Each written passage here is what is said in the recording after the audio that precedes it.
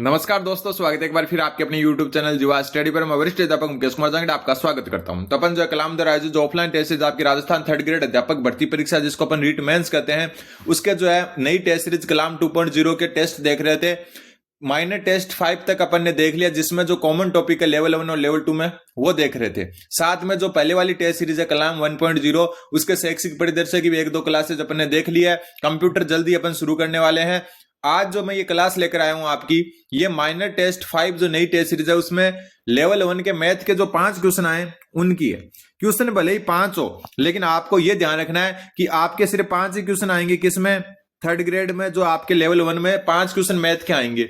उन 5 क्वेश्चन में जो है आपको एक एक क्वेश्चन एक एक टॉपिक से मुश्किल से बनेगा, तो आपको ध्यान रखना है कि कॉन्सेप्ट कैसे क्लियर हो। तो यहां आज अपना टॉपिक है वो है लाभ हानि, और ये 5 क्वेश्चन देखने के बाद आपके कॉन्सेप्ट लाभ हानि में एकदम क्लियर हो जाएंगे, क्योंकि 5 क्वेश्चन 5 तरह के हैं। ठीक है।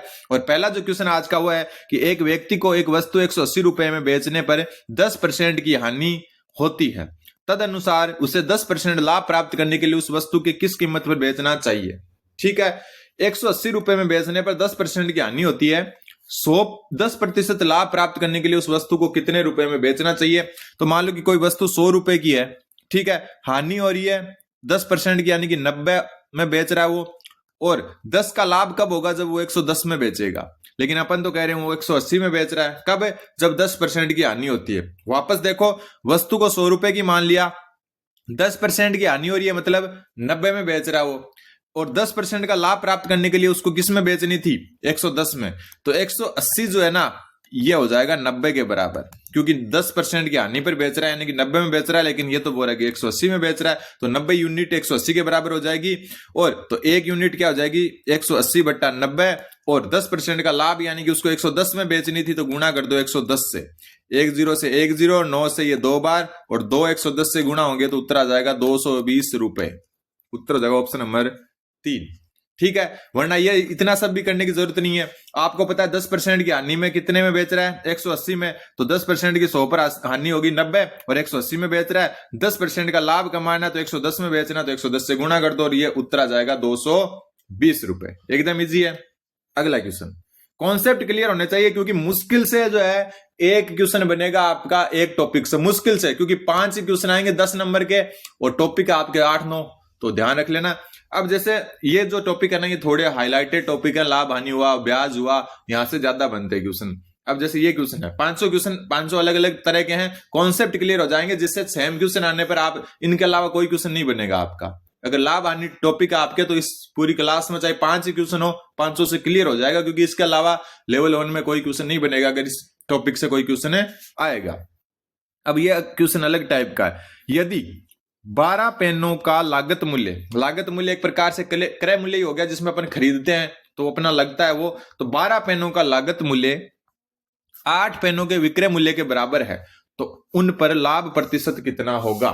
सबसे पहले एक बात बता दूं मैं, लागत मूल्य मतलब हो गया जो अपना लगता है या जिसमें अपन खरीदते हैं, तो लागत मूल्य बराबर होता है क्रय मूल्य। क्रय मूल्य को ही लागत मूल्य कहते हैं। ऐसे क्वेश्चन कैसे होते हैं?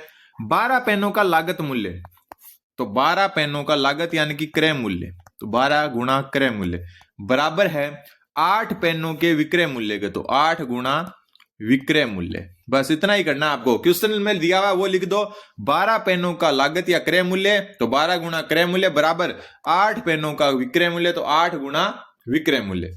अब क्रय मूल्य को यहां पर रखो, और इधर से विक्रय मूल्य आ जाएगा इसके भाग में।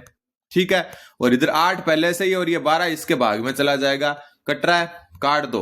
4 के पाड़े से 2 बार और 3 बार। बस क्रय मूल्य कितना हो गया? 2। विक्रय मूल्य कितना हो गया? 3। मतलब कोई चीज आप 2 रुपए में खरीद रहे हो, 3 में बेच रहे हो, तो लाभ हो रहा है कितने रुपए का? 1 रुपए का। और आपको पता है लाभ का सूत्र क्या होता है? लाभ प्रतिशत का सूत्र क्या होता है? जो है लाभ बट्टा क्रय मूल्य, क्योंकि हमेशा क्रय मूल्य पर निकलता है, गुणा 100। ये होता है लाभ प्रतिशत का, अगर किसी को नहीं पता। तो अब देखो लाभ कितना हो रहा है, लाभ प्रतिशत लाभ कितना हो रहा है? 2 रुपए में खरीद रहे हो, क्योंकि क्रय मूल्य के ऊपर 2 है और विक्रय मूल्य का अनुपात 3 है, तो 2 रुपए में खरीद रहे हो, 3 में बेच रहे हो, तो 1 रुपए का लाभ हो रहा है। और क्रय मूल्य कितना है? 2, और गुणा कर दो 100 से। 2 से कट जाएगा 50 बार, तो उत्तर आ जाएगा 50% का लाभ। Option number 3। कुछ नहीं समझ में आए पीछे जाकर वापस देखिए, ठीक है। जो मेन टॉपिक है मैं मैथ के करवा दूंगा, बाकी कॉमन टॉपिक्स अपने चल ही रहे हैं, ठीक है। लगभग चीजें ज्यादातर जो कॉमन चीजें वो मैं करवाने की कोशिश करूंगा। आप चैनल को सब्सक्राइब जरूर कर दें। साइंस के भी कुछ क्वेश्चंस मैं करवाऊंगा आपको, ठीक है। और इंग्लिश के ट्रिक्स अगर आपको बतानी है, इंग्लिश की क्लास लानी है तो बता देना, क्योंकि 4th ग्रेड में अपने इंग्लिश में बहुत अच्छा कार्य किया था और अपने क्लासेस से बहुत स्टूडेंट्स को फायदा भी हुआ है, क्योंकि सिलेक्शन आने के बाद में अपन दिखाएंगे कि किस किस स्टूडेंट को, क्योंकि इंग्लिश और मैथ की क्लासेस मैंने 4th ग्रेड में ज्यादा चलाई थी।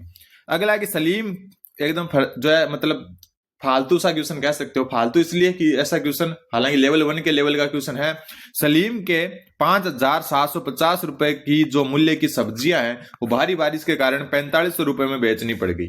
मतलब 5,750 रुपए की सब्जी थी, लेकिन बारिश के कारण खराब होने के कारण उसको 4500 रुपए में बेच दी उसने, ठीक है।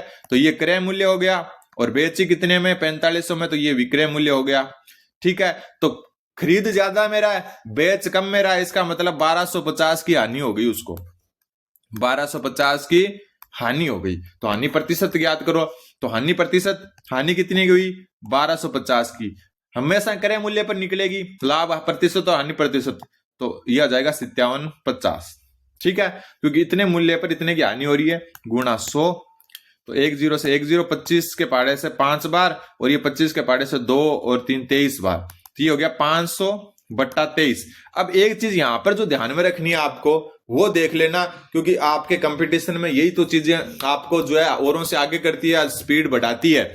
जैसे भले ही आपके 5 क्वेश्चन आ रहे हैं मैथ में, लेकिन मैथ में कई क्वेश्चन ज्यादा आ जाते हैं ना, तो वहां स्पीड कैसे बढ़ती है? ऐसे बढ़ती है। देखो 23 से पाड़े से काटो, 2 बार जाएगा, तो 2 तो सब में आ रहा है, 46 में बच गए 4, 40 में जाएगा 1 बार, ठीक है।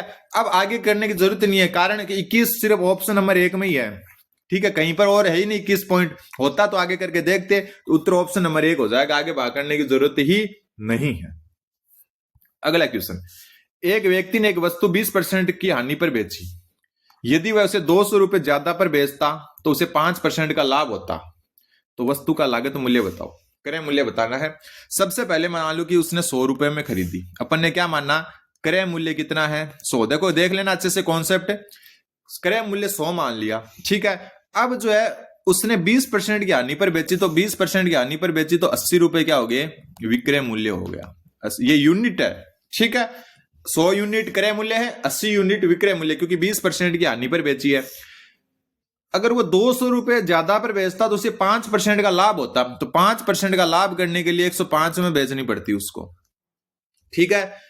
उसने 80 यूनिट में बेच दी। अगर वो 105 यूनिट में बेचता तो 200 रुपए ज्यादा में बेचता, तो 105 यूनिट में बेचता, तो इन दोनों का अंतर 200 होगा, और इन दोनों का अंतर कितना है? 25 का, और ये 25 यूनिट होगी 200 के बराबर।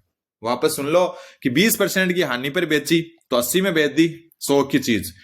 अगर वो 200 रुपए ज्यादा में बेचता तो 5% का लाभ होता। अगर वो 200 रुपए ज्यादा में बेचता तो 5% का लाभ, मतलब 105 यूनिट में बेचता। तो इस हानि और इस लाभ के बीच में 200 का अंतर है, तो इन दोनों का अंतर 25 बराबर होगा 200 रुपए के, ठीक है। और अपने को निकालना लागत मूल्य, जिसको क्रय मूल्य कहते हैं, तो ये हो जाएगा 200/25, और लागत मूल्य है 100, तो गुणा कर दो 100 से, तो ये इससे कट जाएगा 8 बार, 800 से गुणा होते ही 800 रुपए उत्तर है आ जाएगा। कुछ चीज समझ में नहीं आए तो पीछे जाइए, वापस देखिए इस क्वेश्चन को। और आज का लास्ट क्वेश्चन, भले ही 5 क्वेश्चन हो, लेकिन क्वेश्चन भी तो एक ही बनता है मुश्किल से, टॉपिक इतने और क्वेश्चन भी आपके 5 बनेंगे 10 नंबर के, तो ध्यान रख लेना। वापस वही आ गया, किसी वस्तु के क्रय मूल्य का 60%, तो वापस वही कर दो, क्रय मूल्य का 60% यानी कि 60/100 बराबर है विक्रय मूल्य के 50% के। तो विक्रय मूल्य और इसका 50% यानी कि 50/100, ठीक है। अब यहां से 1 मिनट, अब यहां से देखो, एक 0 से 0 कट गया, ये 2 के पाड़े से 3 बार, ये 5 बार, ये 50 सीधा ही कट गया 100 2 बार। तो यहां पर क्या हुआ अपने पास, मैं आपको समझा रहा हूं, वरना तो ये 10 सेकंड का क्वेश्चन है। 3/5 बराबर हो जाएगा विक्रय मूल्य का आधा, विक्रय मूल्य का आधा। अब जो है देखो, क्रय मूल्य को यहीं रखो, विक्रय मूल्य नीचे भाग में आ जाएगा, ठीक है। इधर 1/2 है, और ये 3/5 उस साइड जाके उल्टा हो जाएगा, गुणा में 5/3 हो जाएगा। तो क्रय मूल्य बटा विक्रय मूल्य, क्रय मूल्य बटा विक्रय मूल्य बराबर हो गया 5/6।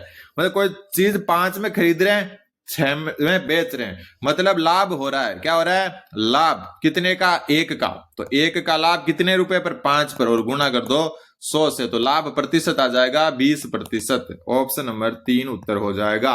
वापस देखना, कुछ नहीं समझ में आए तो कमेंट कर देना। साइंस इंग्लिश की क्लासेस भी मैं लाऊंगा, इंग्लिश में भी ट्रिक्स बताने की कोशिश करूंगा। जैसा कि 4th ग्रेड में अपन ने बहुत अच्छा प्रदर्शन किया है, उसी को अपन जारी रखेंगे। धन्यवाद, बने रहें जीवा स्टडी के साथ। धन्यवाद।